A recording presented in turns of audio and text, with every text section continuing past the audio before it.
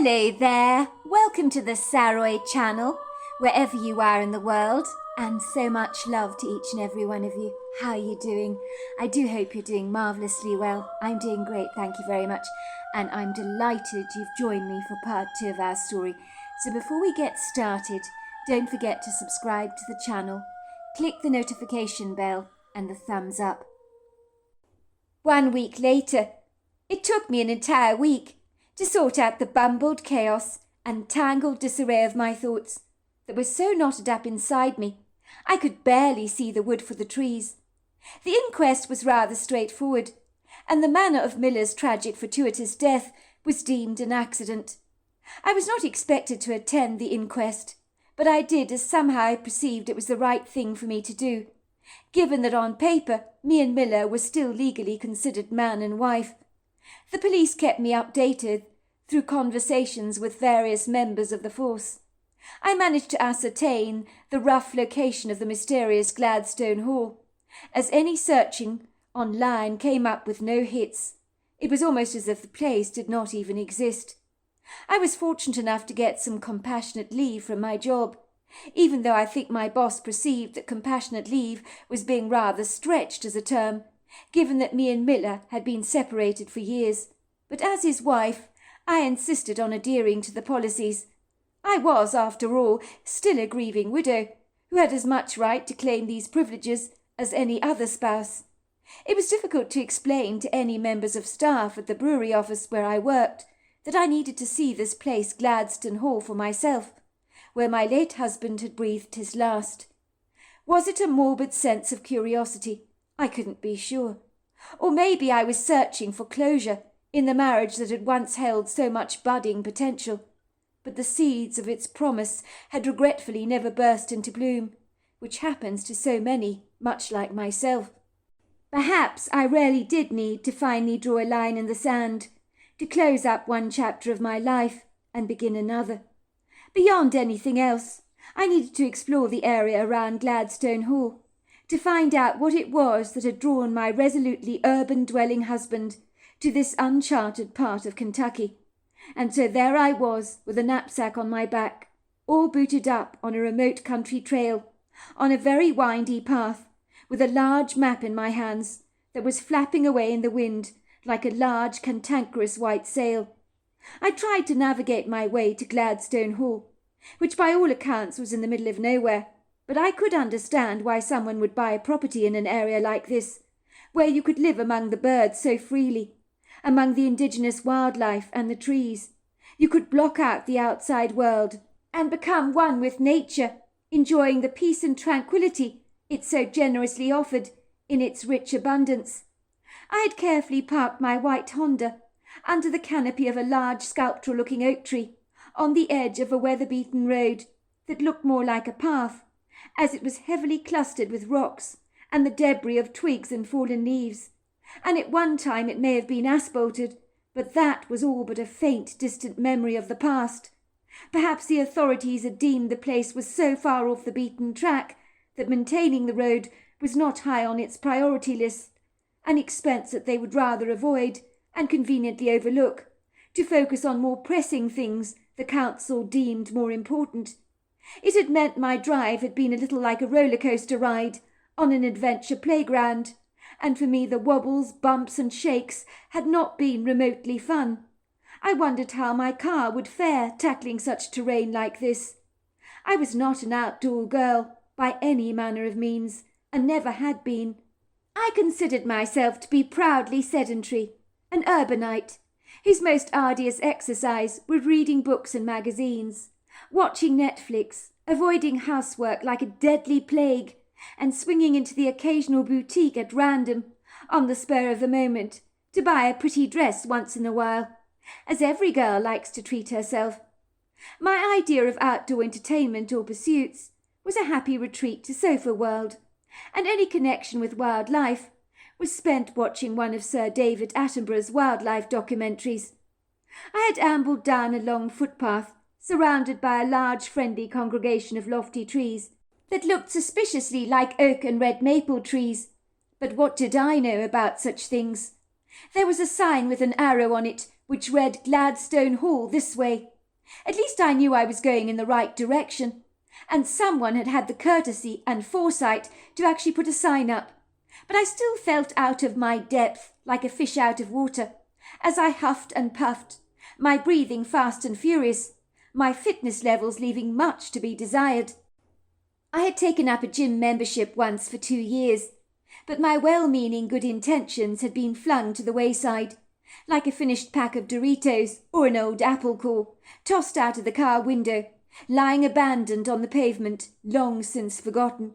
Before I'd entered that gym, I had fancied myself becoming a sleek, well-toned gymnastic expert that would leave everyone dazzled, all pointing in abject awe at me, at the new star that had arrived on the scene. I had arrived wearing all the latest gear, even with a headband to look the quintessential part. But I ended up feeling miserably deflated, sweating like a pig, and looking as if I'd just been drowned in a local river and brought back to life with emergency ventilators and God knows what else, for I could barely breathe at all. In those 2 years I had battled a stairmaster for 10 minutes and walked out of the gym cursing under my breath, with words I do not care to repeat for the faint of heart, lest they should have a coronary arrest. Right now in this idyllic tranquil woodland oasis, titillated by the ethereal birdsong, my aching legs plundered across the earthen trails with an ungainly swagger. I beat up the fallen leaf litter beneath rubber soles of my brand new walking boots that had barely been broken in, for this was the first pair that I'd ever owned. The woman at the sports shop I'd bought them from told me that they could master any terrain better than any four-wheel drive. But did she stop to consider who would be driving my shoes? A fitness junkie who was nimble on her feet, or a sloth who preferred to hang upside down if given the chance? For indeed, if you had looked at me from a distance, you may have said, "That woman over there is a wee bit drunk, tipsy, inebriated, or even intoxicated. She's certainly not stable on her feet." But you would be wrong about the drinking part of your idol's somewhat presumptuous speculation, but right on the money about my lack of stability. By all accounts, my perfect feet that had never owned a bunion or a blister a day in their lives had almost certainly not been educated on how to navigate their way across rugged earthen trails like this, where rocks poked obtrusively through the ground like angry jagged teeth, made worse by the gnarled roots that had tethered themselves to the ground like formidable ropes. Ostensibly their sprawling skeletal tentacles of wrath bludgeoned the ground with no repentance whatsoever. They stretched out their clawed hands spitefully. Indeed, they'd already tripped me up on 2 occasions so that I'd landed flat on my face, with dirt all over my chin, cursing under my breath all the clandestine landmines that lay treacherously in wait for me in this seemingly perfect woodland oasis that on the surface looked so innocently serene, but was anything but. Why did I feel as if every single woodland tree was having a good old chuckle at my feeble progress, whispering among themselves, "Where did she come from?" "Damn," I would say, raising myself off the ground and wiping the dirt off my face, which I could actually taste on my tongue, while squatting away a couple of nasty gnats buzzing around me that seemed eager to feed off my blood. I was flabbergasted. Were there really people out there who liked doing this kind of thing for a hobby? Did they really like being eaten alive by midgies and gallivanting over inhospitable, uncongenial topography that certainly did not accommodate your feet generously, like the smooth pavements in downtown Kentucky so obviously did? To give credit where credit is due, the forest was indeed arrestingly beautiful, and the whistling wind blowing through the trees refreshingly exhilarating, especially when it caressed my cheeks and brushed against my windbreaker. My back was aching from the knapsack I was carrying, that was pregnant with all the stuff I'd packed in it. My feet in these walking boots seemed to be crying out in agonizing pain. I think I was about to make my first acquaintance with a blister. My skin felt clammy and hot, as the physical exertion gave me a sense that I had already run the New York and Boston Marathon combined, and was withering from the exhausted efforts. The signs of spring were so conspicuously apparent, as trees boasted new leaves, and some dogwoods were covered in ethereal blossoms. I had observed a long line of ants, carrying a carcass of a dead insect across the forest floor, and felt ashamed that by contrast to my lack of dexterity, they seemed so nimble on their feet, carrying something 100 times their own body weight, something I could never have personally done. The weather was perfect, the temperature was warm, not hot, and the pretty light of the sun trickling daintily through the canopy illuminated the forest floor in a magical radiance, so that the ground's verdant furnishings, from ferns to shrubs and shade-loving flowers, was unabashedly washed in a golden luminescence. I hasten to say there was something unsettling about walking through these trees on my own, as they seemed to whisper among themselves. And as I told you, this time I was almost certain they were laughing at me, for the chaotic way my legs trotted over the ground, but maybe I was just imagining that.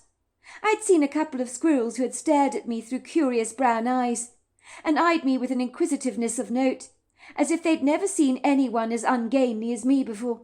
I couldn't blame them for almost being knocked off their perches by the mere sight of this blumbling idiot trespassing across their turf. I can only imagine what they must have been thinking. I had never explored a woodland oasis before, except on a camping holiday once, but then I had been in good, proficiently athletic company. But right now I was all on my own, wondering what the hell I was doing here, and almost regretting taking this adventure on. You may as well have asked me to climb Mount Everest, as navigating through this woodgrove was no walk in the park for me, and I couldn't shake off the nagging, bothersome feeling that I was being watched. I had seen deer scat on the ground, and sneakily suspected a deer was hiding behind a curtain of foliage, surreptitiously watching me. But even though the creature was lightly harmless, it didn't feel comfortable being watched. Prickles of unease trailed down my back, giving me a sense of disquiet. Where the hell was this Gladstone hall, I wondered, as if expecting it to pop up through the ground, wave its hand at me, and say, "I'm here, over here," like a cuckoo coming out of a cuckoo clock. Soon I came upon another sign with an arrow pointing straight ahead, which read Gladstone Hall. Thankfully I knew I was on the right track. This was promising. It was through a narrow opening of the trees that fringed the grove that I found myself viewing a sprawling hilly landscape, covered in contrasting shades of green, from yellow greens to emeralds. Some pretty colourful alpine flowers poked their heads through the grass. There were bees and butterflies industriously pollinating them. The sky looked white, almost as if someone had spilled a bucket of milk over a blue vinyl floor, so the blue sky had been somewhat subdued. I bucked and plunged my way along the ground, glancing around ever briefly at the sprawling landscape that stretched out before me like a sizable but very happy, contented yawn. I felt momentarily befuddled. Gladstone Hall was around here somewhere, surely, but where the hell was it? I think I expected to see the large, imposing mansion, peering at me, nestling between the hilly outcrops, but nothing was there. I reminded myself that this imposing, stately home would no longer exist. The police officers had told me as much, but I wanted to find the location of the mysterious Gladstone Hall. What the hell had Miller been doing out here? I mumbled to myself. This is it, I thought to myself. I've been talking to myself all this time. I might as well go home, buy myself 70 cats, and resign myself to being the mad old bat that mutters to herself in supermarkets and gets strange looks from shoppers. I was viewing the verdant panorama through the lens of my sunglasses that were beginning to roll down my nose, as they were a tad too large, as the story of my life was that nothing ever fit me. Shoes were naturally too loose, clothes too tight, and glasses threatening to spill off my face all the time. I realized I was being watched, but I could see who was watching me. An obscure, ambiguous silhouette, shrouded by the dim lighting of a windswept oak tree. Halfway between me and infinite distance he stood, and was waving at me to get my attention.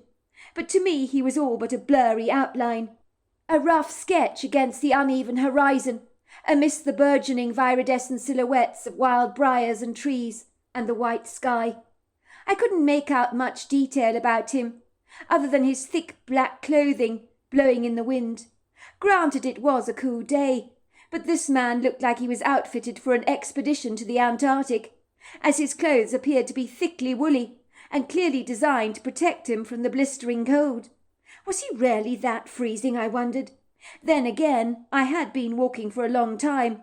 I'd worked up quite a sweat, I reminded myself. Maybe it was much more cold than I actually thought it was. But cold enough to be wearing woolly clothes like that? I didn't think so. Suddenly I felt awfully self-conscious, aware of my fumbling attempts to trespass over this terrain, as the sweat began to trickle down my back, and my breathing was laboured. I got the profound sense that the stranger's signals to me seemed almost urgent, as if he wanted me to hurry up. What on earth could this unlikely stranger want from me? Should I be cautiously wary of him? After all, this was the middle of nowhere, and for all I knew, he could be the Axeman of New Orleans, the freeway phantom, the Zodiac killer, or something equally as macabre. But I was certain that this was not the case. It was instinctive, for some reason. I was never the person people called to help them in situations where physical strength and speed were required of me. I was always the last person that was selected for sports teams at school when I was a girl, as having me on board your team rarely meant you were going to limp behind the winner into last position, and nobody ever wanted that. My distance vision was not good, and with the sun blazing brightly in my eyes, it was exceedingly distorted. But I had a profound sense that this stranger needed my help. But why would anyone need my help of all things? It was as if a voice had entered my head and commanded me, "Please speed up. It's very important." I told myself I was imagining things, but as I live and breathe, I've never heard a commanding voice speak through me like that before. And for a moment, I thought I might have actually heard the voice of God, as it was so authoritative and spoken through me with such a baritone resonance. I tried to step up my pace, swinging my arms backwards and forwards rather frantically, heaving and spluttering as I did so. It didn't help that my indulgent couch potato lifestyle meant I carried a few extra pounds on my body, which meant a mountain goat I most certainly was not. I began to regret overlooking that gym membership. Was I really that unfit? But the idea of becoming one of those human hamsters on a treadmill that swans around towns in tight leggings and crop tops, showing off a flashboard stomach that you would practically eat your dinner off, and with supermarket trolleys that contained wheatgrass, walnuts and whey protein, had never appealed to me terribly much, and was not my idea of living a life to the fullest. My short stint working as a nurse at a local hospital with the dying had made me aware of the swift certainty of life, and wasting my time running nowhere very fast on a treadmill, not reaching any viable destination, apart from the fluffy towel on the handrail, used to soak up all my sweat, for me cruelly ate away at life's pleasures, like a worm in an apple. Well, that's how I saw it anyway. I ambled towards the stranger, walking uphill. It was an arduous challenge. He was all dressed in black, and a very clear silhouette against the horizon that got clearer as I got closer. He seemed surprisingly tall, I thought, almost as if he was a basketball champion or something. I could tell even from this distance he was very athletic. He was still waving at me in his gloved hands. I marvelled that he was that cold. He was standing on the lip of the hill, under the tall tree. I made my approach. Everything appeared to conspire against me, as dips in the grass left me flying to the ground, and the grass brushed against my skin, along with an annoyed bee who managed to burrow around my neck and nearly almost stung me. I could only wonder what this stranger was thinking, and my cheeks burned with humiliation. There was something about his eyes on me, soberly watching me from that distance, that made me want the stranger to think I was a well-conditioned walker. But the way I was stumbling around on the ground, I looked like a toddler attempting to walk for the very first time. I was so clumsy on my feet. A ballerina I certainly was not, but I never knew that I really was this ungainly. What the hell was wrong with me? I was now hot, red, sweaty, and more than a little flustered. But as I got closer to the tall stranger, wearing his thick, dark outer garments, I realized that this stranger was no man.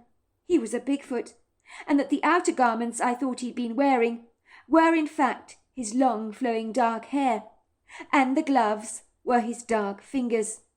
Are you kidding me? Are my eyes deceiving me? Is this an absurd, rather cruel trick of the light? This trip to Gladstone Hall was exceedingly bizarre. If people thought the place was haunted, I could see why. I mean, this idiosyncratic creature, was he even real? Or was this a ghostly, holographic projection of some kind? I couldn't be sure. And I was not sure I wanted to know either. It would have been better to hightail it out of there, run through the woods back to my Honda, and get the hell out of this place. But for some enigmatic reason, I remained anchored to the spot, like a boat in its mooring place. Over the years living here in the Bluegrass State, I had heard my fair share of Bigfoot stories, but I had never paid them very much close attention, for I had ascertained that they were the ramblings of those blessed with a vivid imagination, and a longing to believe that our world was a mysterious place that held within its hidden crevices deep secrets. Now I was beginning to realize that these imaginative people had been open-minded enough to believe in something that really does exist. Indeed, my father had told me that a fertile imagination was a gift of God, for within its grasp much can be gained and considered. I'd never known what he'd meant until now. I told myself that possibly, in my rough, awkward tumble on the ground, that I'd hit my head inadvertently, and was seeing something that was not really there. Yet I knew that even if I closed my eyes very tightly and opened them very slowly, the creature would still be there, his dark brown eyes fixed on me. I was not afraid like you might expect me to be. I think I was flung out of the perimeters of my reality, that I was trying to adjust to my bearings and make sense of what I was beholding. The Bigfoot seemed to comprehend my confounded confusion. He courteously allowed me to drink him in, like an uncertain taste in a restaurant that my taste buds were slowly adjusting to. The Bigfoot was the most intimidating creature I've ever seen, based on his gargantuan, robust and stocky proportions. He was as powerful as a redwood tree, but he was not in any way aggressive. On the contrary, benevolent, very easy-going, and imposing for me, no real threat. I think his humanness took me aback. He had the noble face of an Indian warrior and chief. I could almost imagine him wearing a garland or headdress of eagle's feathers around his handsome head, for such a look would have suited him very well. He possessed a furrowed forehead full of interesting lines that were like marks on a road map that spoke of much experience and a life well lived.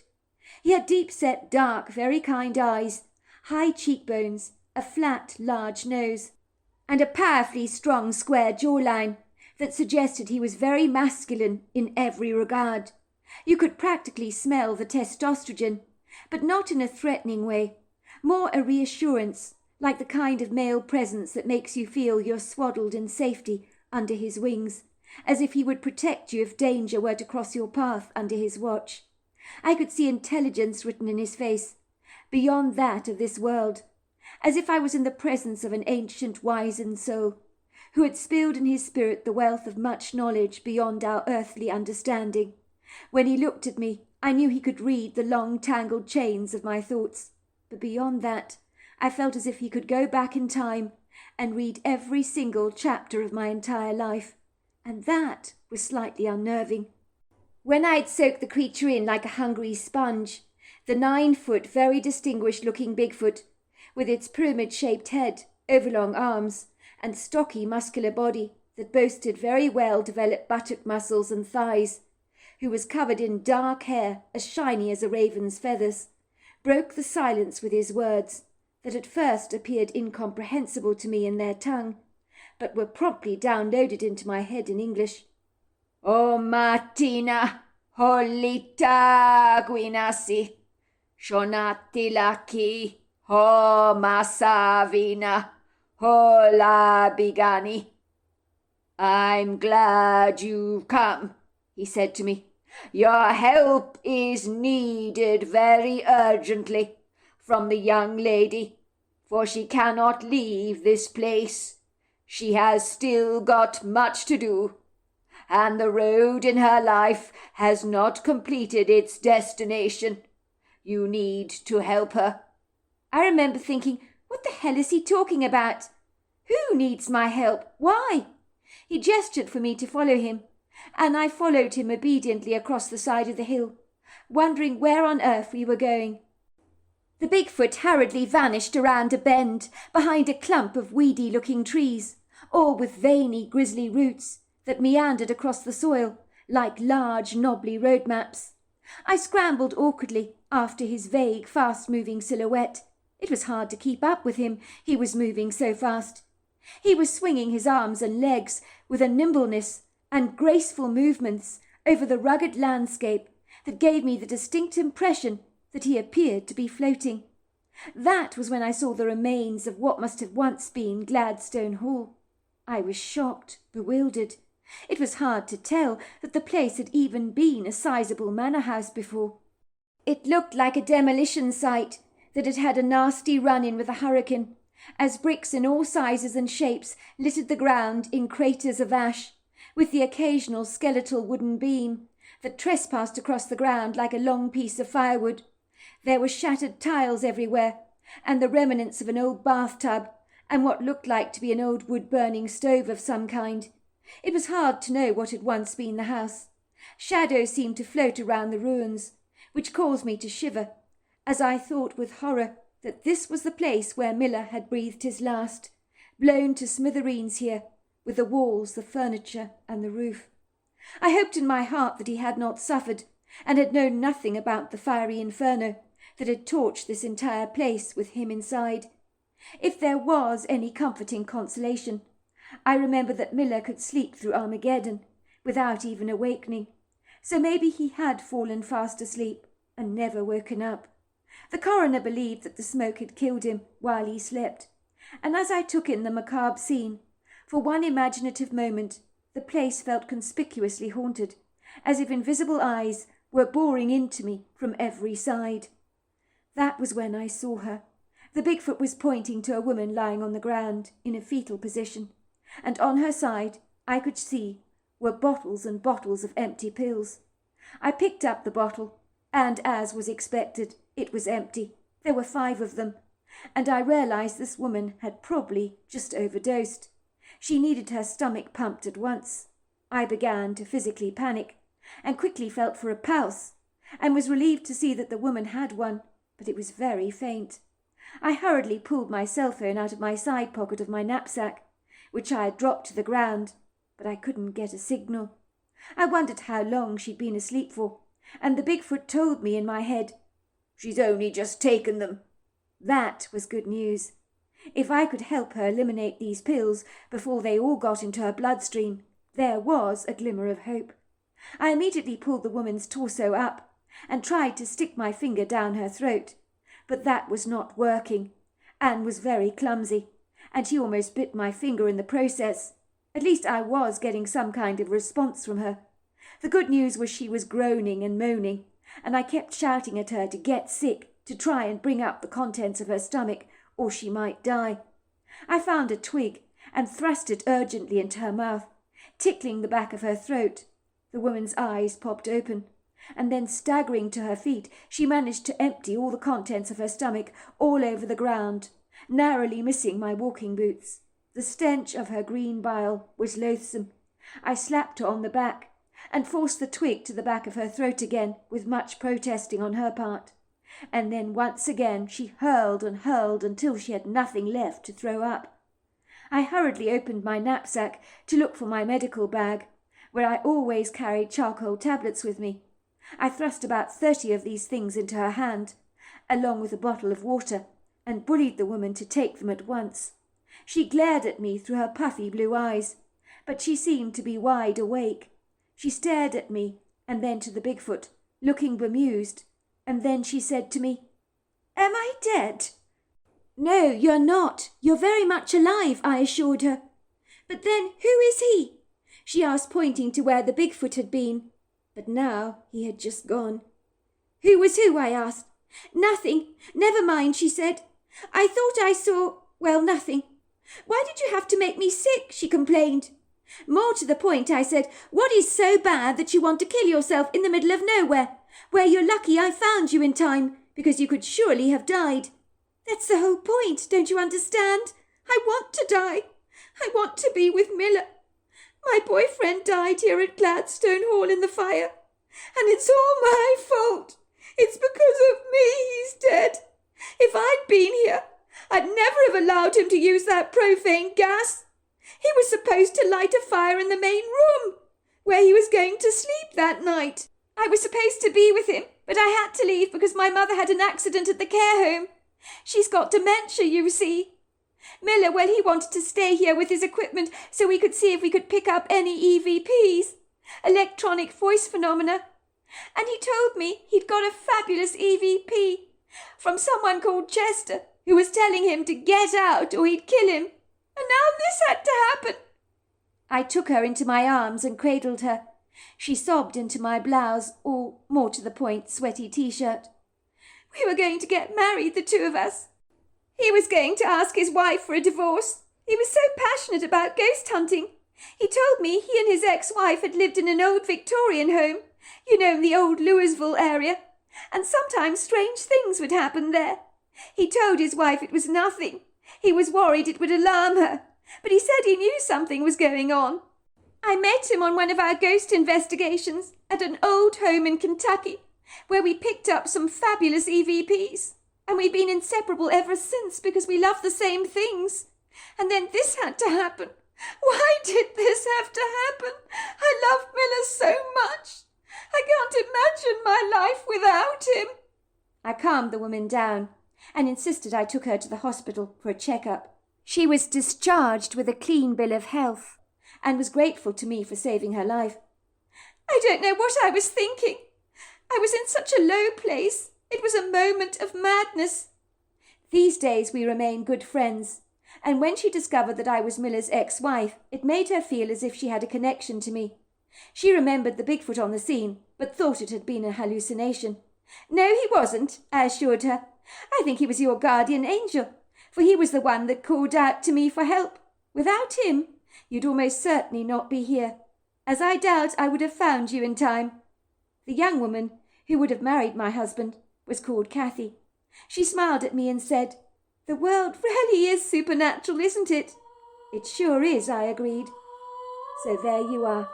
That's my story. Wow, what an incredible story. Until next time, goodbye and good night.